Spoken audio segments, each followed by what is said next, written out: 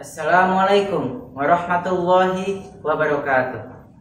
Innal hamdalillah nahmaduhu wa nasta'inuhu wa nastaghfiruh wa na'udzu billahi min syururi anfusina wa min sayyiati a'malina. May yahdihillahu fala mudhillalah wa may yudlilhu fala hadiyalah. Asyhadu an la ilaha illallah wahdahu la syarikalah wa asyhadu anna Muhammadan abduhu wa rasuluh la nabiyya ba'da. Allahumma sholli ala Muhammad wa ala ali Muhammad. Hadirin semua yang berbahagia, tiada kata yang indah selain daripada puja dan puji syukur kita terhadap Sang Raja dari segala raja, yang dicinta oleh seluruh dunia dan Sang Pencipta alam semesta, yakni hanyalah Allah Subhanahu wa Ta'ala. Rahmatnya seluas langit dan bumi, hidayahnya sebesar penjuru galaksi, dan ampunannya sedalam lautan yang tak bertepi. Nikmat Allah yang akbar tak akan pernah dapat terukir dengan sajak-sajak yang indah dan aduhai sekali. Shalawatun mutiarakan salam tetap tercurah limpahkan kepada junjungan alam baginda Rasulullah Muhammad sallallahu alaihi wasallam, yang mana beliau telah membawa kita dari masa yang sangat kelam menuju jayanya umat Islam. Saya Muhammad Firgiawan Einstein Al-Muhandis akan berbagi sedikit ilmu tentang menjadi muslim yang beriman bersama Islam pertengahan. Qala Allah Ta'ala fil Qur'anil Karim, a'udzubillahi minasyaitonir rajim, bismillahirrahmanirrahim. Wa kadzalika ja'alnakum ummatan wasatan litakunu syuhada'a 'alan nasi wa yakuna ar-rasulu 'alaikum syahida. Dan kami telah menjadikanmu umat muslim sebagai umat pertengahan, agar kamu menjadi saksi atas segala perbuatan manusia dan Rasul menjadi saksi atas segala perbuatan kalian semua. Coba perhatikan, Quran surat Al-Baqarah ada berapa ayat? 286, bukan? Jika kita cari pertengahannya atau kita bagi dua, tiada lain yaitu jawabannya pasti ayat 143. Nah, tadi yang saya bacakan adalah Quran surat Al-Baqarah ayat 143.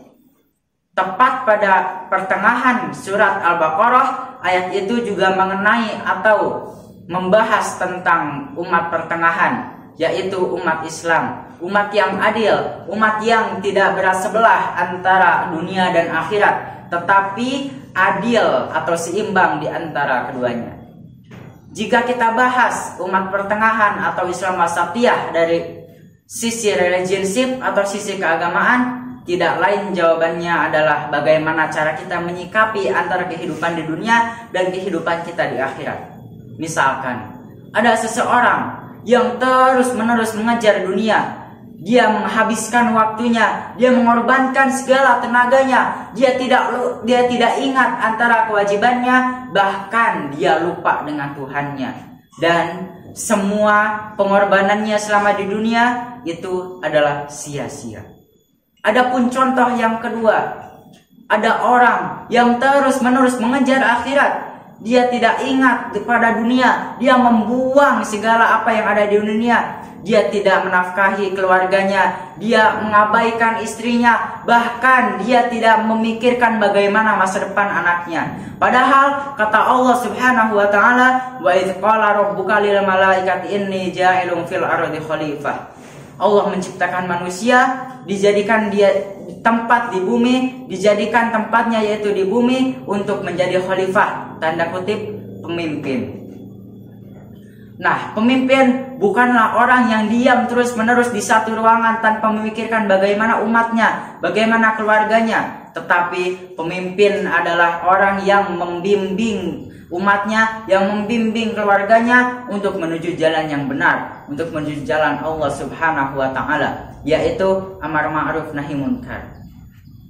Nah, orang yang seperti tadi, orang yang mengabaikan kehidupan di dunia, orang yang tidak peduli akan kehidupan di dunia, biasanya mudah untuk menyalah-nyalahkan ibadah yang dilaksanakan orang lain, mudah untuk membid'ah-bid'ahkan orang lain.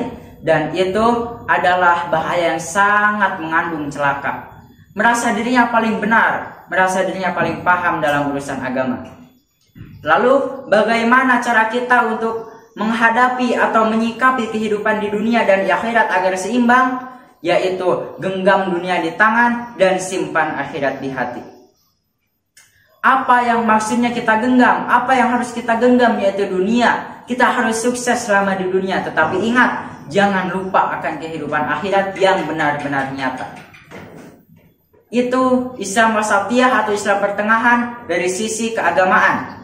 Jika kita mau melihat Islam wasatiyah dari muamalah itu bagaimana? Salah satunya adalah cara atau bagaimana kita selaku Islam wasatiyah dalam menghargai umat beragama, atau bisa kita sebut bertoleransi.